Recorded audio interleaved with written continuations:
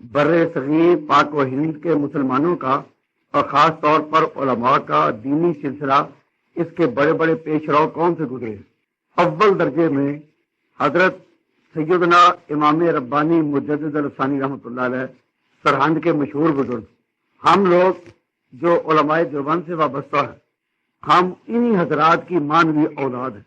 ہمارا سلسلہ مجدد صاحب سے روشن ہو کر چلا، اور حضرت مجدد الثانی رحمۃ اللہ علیہ کے بعد اورنگزیب عالمگیر نام سنا، اور ان کے بعد حضرت امام شاہ ولی اللہ متزلوی۔ اگر حضرت شاہ ولی اللہ متزلوی، اورنگزیب اور مجدد الثانی، اگر یہ تینوں بزرگ ہندوستان میں نہ ہوتے تو ہندوستان کا موجودہ نقشہ کچھ اور ہوتا۔ لیکن ہمارا اسلام، حضور والا اسلام، صحابہ والا اسلام، اہل سنت والجماعت کا جو ہم تک چلا آیا، اس میں ان تین ہستیوں کا بڑا دخل ہے۔ تو ان تینوں کے وارث ہم لوگ ہیں۔ مجدد الثانی رحمۃ اللہ علیہ، آگے اورنگزیب رحمۃ اللہ علیہ، آگے شاہ ولی اللہ متزلوی رحمۃ اللہ علیہ۔ یہ تینوں نام تو یاد رہیں گے نا، اور اگر تینوں نہ رہے تو ایک شاہ ولی اللہ، علم کا مرکز ولی اللہ متزلوی، اس کے بیٹے چار علم ہند کے تھے تاجدار۔ شاہ ولی اللہ متزلوی رحمۃ اللہ علیہ کے بیٹے امام عبدالعزیز، شاہ عبد القادر، شاہ رفیع الدین اور شاہ عبد الغنی، یہ چار ان کے بیٹے چاروں محدث تھے۔ اور حضرت شاہ ولی اللہ کے پوتے حضرت شاہ اسماعیل شہید، اور شاہ عبدالعزیز کے نواسے حضرت شاہ محمد اسحاق، جن کا نام ہم سب کی حدیث کی سندوں میں آتا ہے۔ اپنی حدیث کی سندوں میں شاہ محمد اسحاق کا نام آتا ہے یا نہیں آتا ہے؟ تو یہ شاہ محمد اسحاق صاحب کون تھے؟ پھر ذرا غور کیجئے۔ شاہ ولی اللہ محدث دہلوی رحمۃ اللہ علیہ پورے ہندوستان میں علم کے مرکز تھے، اور ان کے بیٹے حضرت شاہ عبدالعزیز کی علمی سلطنت بلخ بخارا سے لے کر مصر اور شام تک پھیلی ہوئی۔ شاہ عبدالعزیز کے شاگرد اور بھتیجے حضرت شاہ اسماعیل شہید رحمۃ اللہ علیہ تھے۔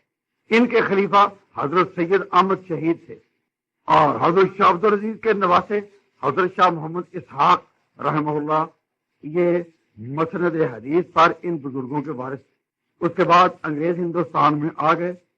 جب انگریز ہندوستان پر چھا گئے تو دہلی کے یہ محدثین اور ان کے شاگرد آئندہ دیوبند منتقل ہوئے۔ اب وہ علمی چراغ جو پہلے دہلی میں جلتے تھے، اب وہ دیوبند میں جلنے لگے۔ دہلی کا ایک تاریخی نام جہاں آباد بھی تھا۔ اے جہاں آباد اے اسلام کے دارالعلوم، یہ دہلی کو مخاطب کر کسی شاعر نے کہا تھا، اے جہاں آباد اے اسلام کے دارالعلوم۔ تو اب ان کے لوگ منتقل ہوئے دیوبند میں۔ تو ہمارا یہ جو سلسلہ پورا شاہ ولی اللہ کے خاندان کا، ان کا ایک امتیازی وصف تھا کہ انہوں نے سنی عقائد کی حفاظت میں شیعہ کے ساتھ براہ راست ٹکر لی۔ شاہ ولی اللہ متزلوی رحمۃ اللہ علیہ نے کتاب ازالۃ الخفاء عن خلافت الخلفاء لکھی، قرۃ العینین لکھی۔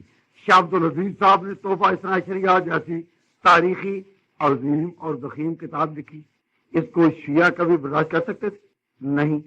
اس کی خبریں ایران میں پہنچی، شیعہ علاقوں میں پہنچی، تو انہوں نے یہ کوشش کی کہ کسی طرح سنی مسلمانوں کو ہندوستان میں دو ٹکڑے کیا جائے۔